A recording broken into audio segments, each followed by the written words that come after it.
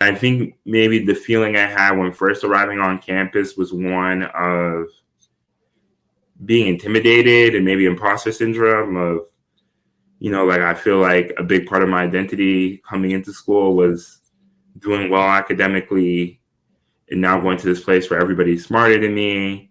I'm not going to do well. And so I was scared. I was scared to speak in class.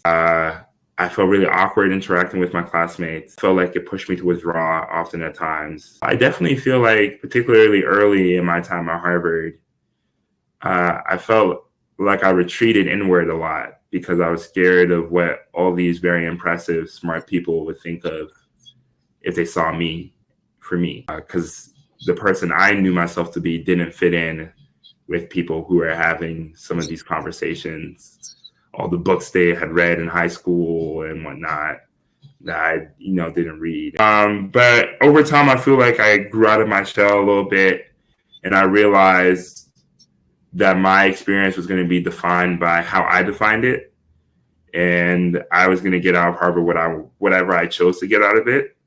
And so I really leaned into my relationships with my friends. My best friend to this day, Andre Sheffield, was my roommate in college for 3 years. I really leaned into basketball and was honored to be captain my senior year and just be able to compete with the people on my team. I really tried to lean into, different initiatives that me and my teammates did around storytelling, particularly with respect to highlighting the diversity of the Black community. Harvard is, a place that asks a lot of you. It's a very unique institution. And in many ways, I feel like it's much more accessible to certain people than it is to others. And I feel like I wasn't necessarily in a position to take full advantage of it coming in as a 17-year-old kid.